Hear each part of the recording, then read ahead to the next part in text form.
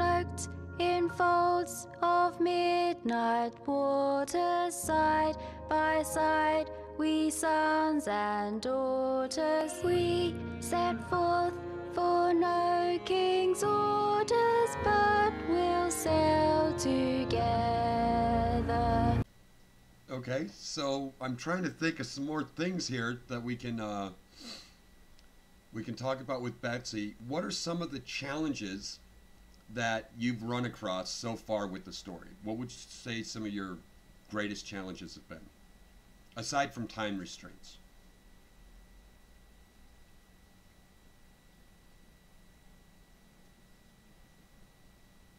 Hello? I guess Oh, I'm here. I'm listening. I'm okay. trying to think. Um, my challenges, I guess, would be she she has taken on this new role as a medical type person. Like she's not fully a doctor. She doesn't have a degree or anything like that, but she's using what she had learned and utilizing that into this new role that she has taken. So I have medical knowledge, but she doesn't.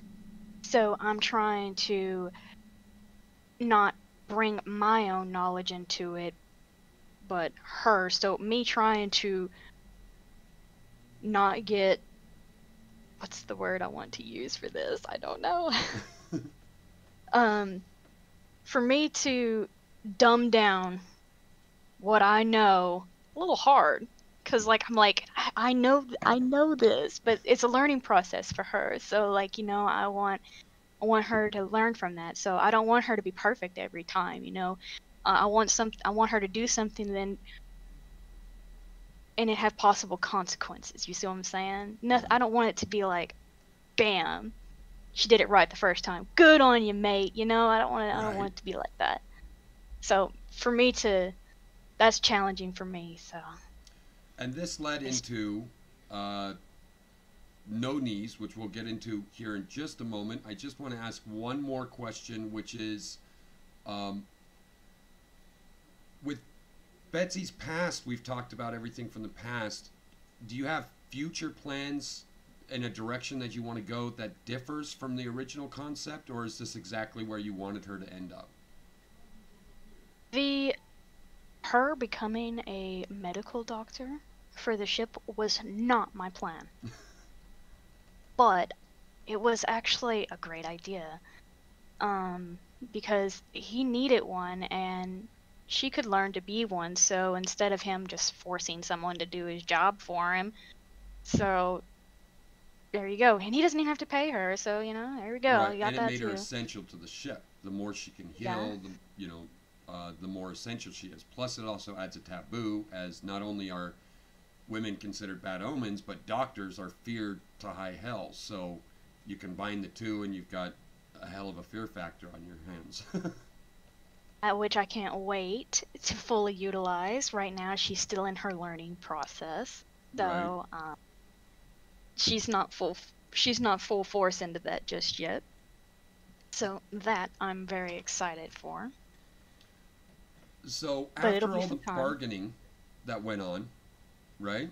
We There was Mhm. all this bargaining. First, she bargained, it, that he wouldn't need to go non-consensual with her if he just stopped the three ladies in waiting from being brutalized by the crew.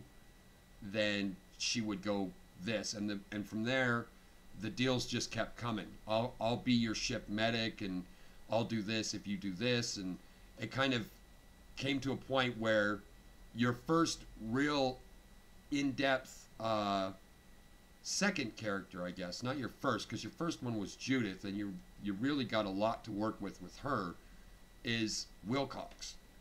When I created the concept for Wilcox, right, it was again just a really gnarly, simple, find a photo of a guy that has a patch on his eye, and you know, go with it. And you've given him this huge amount of information about his background, his history. You've given him so much, and his personality. What kind of inspired you to just run with Wilcox, her personal bodyguard, while on the ship? Well, Wilcox, he has become one of my favorite characters. um, like I said, you gave me a concept, and I was like, you know what? I'm gonna make it my own, considering he's basically a secondary character for me. I mean, he could be for anybody, but still. Um, so he was specifically told to keep an eye on her, else he would get killed. So, again, with the whole Carlos situation, everybody respects the captain on this ship, apparently. And if you don't respect it, you'll end up like that guy that got thrown in the ocean. Jones, right? Or worse. There was one guy that got a little bit more worse than being thrown in the ocean, but that can be talked about later. But for now, like I said, all of the characters so far, they have like a real high respect for their captain, so he did not want to step on his toes. He was like, yes sir, I will do my best, even though the guy had no idea what to do. Right, because he was just an aft side rigger, so all he really did was run rope. That was his main job. So he had figured, since the captain had taken a liking to this woman, he figured he needed to keep his distance but keep his eye on her.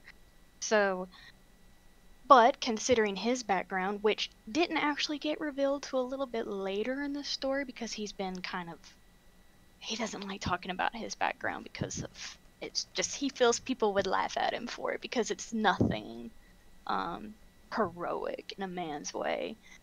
So, I lost my train of thought. That's okay.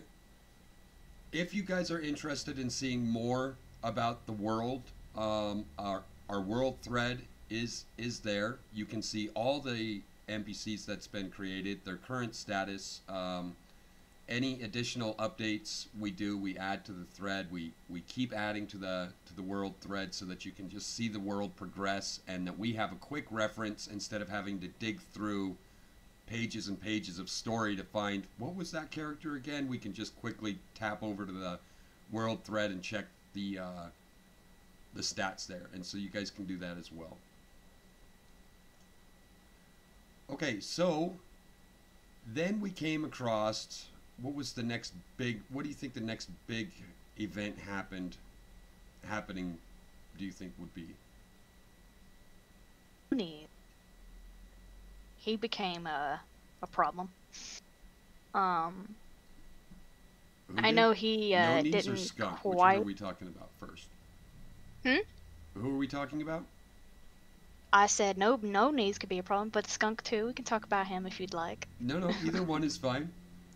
Which one do you want No to start knees with? was the next biggest problem because he didn't quite agree with Butcher and he called him out for it. And of course, Butcher didn't like that. But with him being his first mate at the time, he kind of just dismissed it, which was understandable to a point. But he became a problem. Yes, this was a revenge co-author thing, I think, because I originally had No Knees set up to be as pirate as they come. Of all the people on the ship, he was the one that spoke pure pirate. I had to look up 3 different websites, plus use a translator, and combine all these words into things to make his sentences, because he sounded truly pirate, right? Everything from slang to the way it was written, everything was a pirate with this guy. And so nobody could understand him. And I had him be this super loyal mini butcher. He was just a super loyal mini butcher. And then all of a sudden, my co-author over here comes out of left side with just this huge storyline for No Knees that I just did not see coming. And it kind of went. It suited his personality. Like, I saw that picture, and as soon as I saw his picture, I was like, I'm gonna make him a problem. So he became a problem. Right. So losing No Knees was a huge deal. It was a huge blow to the ship because, unlike most of the ships, we had a first mate and a quartermaster. Now, on most pirate ships, that's not the way things are. The quartermaster is the first mate. They are one and the same. which is the way the ship is now. But at the time, that wasn't the case. The quartermaster was basically the crew. He handled all the crew concerns, he handled all that stuff, while the first mate handled all the ship concerns, and the captain pretty much just got to sit on his ass. And that's not the way things are now, that No Knees has left. And when No Knees left, we started the whole witch concept, right?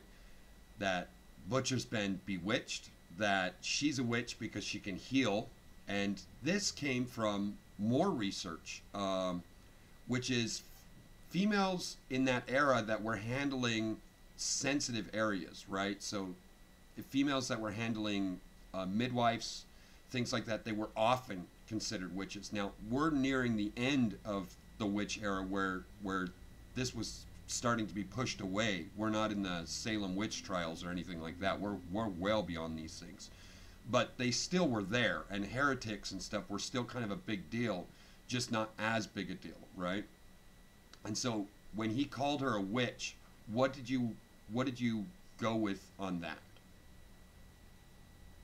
Well, when she was told that rumors were being spread about her being a witch, she was a little scared, because she knew what happened to witches. They were burned, killed, just anything that was related to torture in any type of way, and she wasn't here for that. So she was a little scared, but she realized that she's got Butcher at her back, and he's got a little soft spot for her, just a little, or he's developing a soft spot for her, and she can tell. And she figured with him being at her back that he would protect her. So if somebody was to come at her threatening she was a witch, all he would have to do is just shoot a glare, and they would look the other direction or walk away. So she kind of just grasped the idea of it. She didn't fully take into that role until just recently. Right. Because she figured it would work better in her favor, and it did. But then again, she's a little skeptical. You know, she doesn't believe in witches, so she used just her environment, what was going on around her that others were oblivious to her advantage. So that's something for later. We can talk about that later, since we're not quite that far yet. So